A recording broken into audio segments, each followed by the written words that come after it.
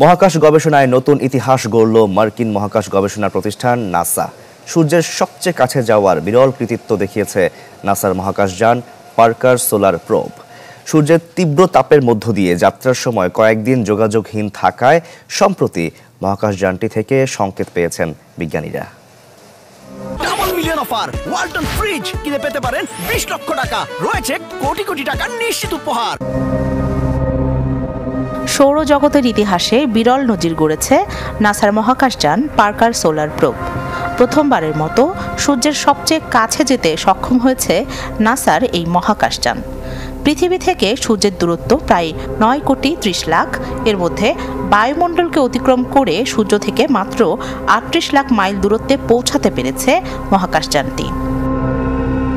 Parker ঘন্টায় 4,30,000 mile গতিতে চলার সময় 982 ডিগ্রি সেলসিয়াস পর্যন্ত তাপমাত্রা সহ্য করেছে। বিজ্ঞানীদের দাবি, লন্ডন থেকে নিউ ইয়র্ক যেতে এই মহাকাশযানের 30 সেকেন্ডেরও কম সময় লাগবে। এতে আছে 11.5 সেন্টিমিটার পুরু কার্বনের ঢাল। সূর্যকে খুব কাছ থেকে পর্যবেক্ষণের ফলে সূর্য ও এর আশপাশের পরিবেশ প্রকৃতি সম্পর্কে বিস্তর ধারণা পাবেন প্রত্যাশা বিজ্ঞানীদের। পাশাপাশি সূর্যের বিভিন্ন উপাদান কিভাবে লাখ লাখ ডিগ্রিতে উত্তপ্ত হয়, সৌর বায়ুর উৎপত্তি কোথায় এবং উচ্চ শক্তির কণাগুলো কিভাবে প্রায় আলোর গতিতে ত্বরান্বিত হয় তা আরও ভালোভাবে বুঝতে সক্ষম হবেন তারা। We have never had a human-made object so close to the sun. মানবসৃষ্ট কোনো বস্তু এর আগে সূর্যের এত কাছে আসতে পারেনি।